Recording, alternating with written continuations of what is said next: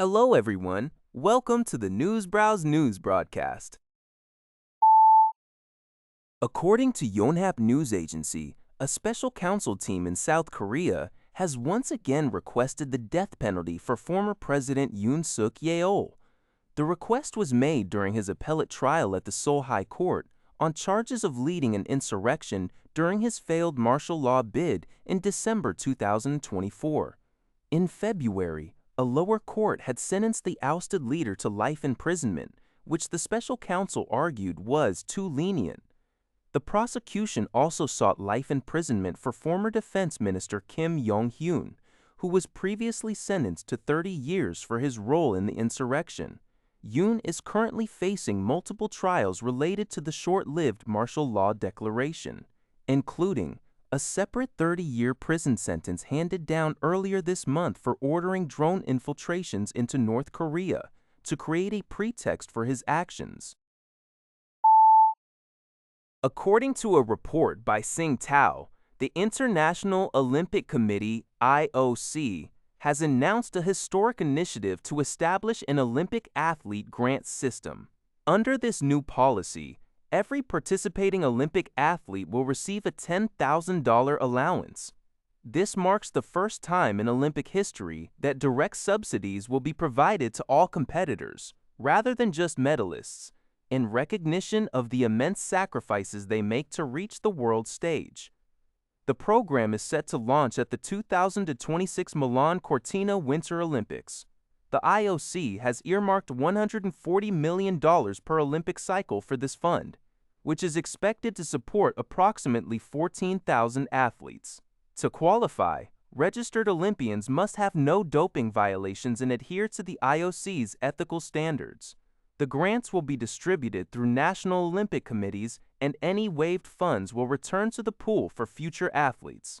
The IOC plans to finalize application details by the end of this year, with the first payout scheduled for 2027. According to a report by the Liberty Times, Japan's Ground Self-Defense Force, JSDF, unknowingly used malware-infected, Chinese-made USB flash drives in highly confidential system terminals for nearly a year. The breach was discovered in February 2025 at the JSDF Middle Army Headquarters in Hyogo Prefecture after a staff member noticed a computer running slowly. A subsequent investigation retrieved 6 infected USB drives out of 8 acquired in March 2024 during disaster relief dispatch for the Noto Peninsula earthquake. Analysis revealed that the USBs were low-quality counterfeits. Instead of proper flash memory, they contained cheaper micro SD cards preloaded with malware. Although labeled as having a 1 terabyte capacity, their actual storage was only 240 megabytes. The virus used is known to be employed by Chinese hacker organizations to establish stepping stones for data theft. Nearly half of the compromised drives had been plugged into the JSDF's highly secure, isolated closed network. Multiple safety checks failed to detect the malware for almost a year because the military's antivirus software had excluded USB drives from its automatic scanning scope. According to People's Daily Online, China's Ministry of Commerce announced on Wednesday that it is enhancing the process for handling reports regarding violations of export controls on strategic mineral dual-use items. Under Article 31 of the Export Control Law, organizations and individuals are encouraged to report suspected illicit activities to national authorities. A spokesperson for the ministry stated that optimizing the reporting mechanism is essential for strengthening the country's export control system and effectively safeguarding national security. The spokesperson emphasized that relying on public supervision through tip-offs is a common international practice. By formalizing and clarifying the methods and content for reporting, China aims to prevent the illegal use of strategic minerals, promote global peace, and demonstrate its responsibility as a major power.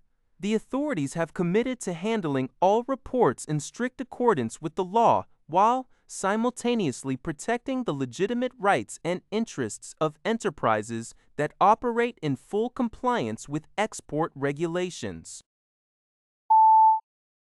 According to a report by CNBC, the artificial intelligence startup Anthropic is rapidly expanding its compute capacity in the Asia-Pacific region to keep pace with soaring global demand. Recent job listings reveal that the company is currently hiring for 13 roles in its compute department, which manages and develops artificial intelligence data centers.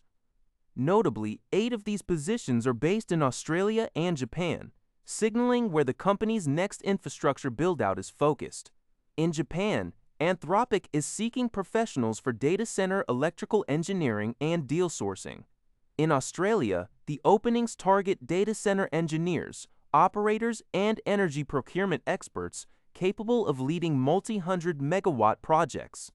This aggressive international push comes as Anthropic experiences breakneck growth, with its revenue run rate crossing $47 billion. While Australia offers abundant land, stable regulations, and strong security, copyright restrictions remain a key obstacle. Meanwhile, Japan is appealing for its political stability and advanced internet infrastructure. However, experts note that securing power grid availability remains a critical bottleneck for data center developers throughout the region. That's all for this video. Thank you for watching. See you in the next video.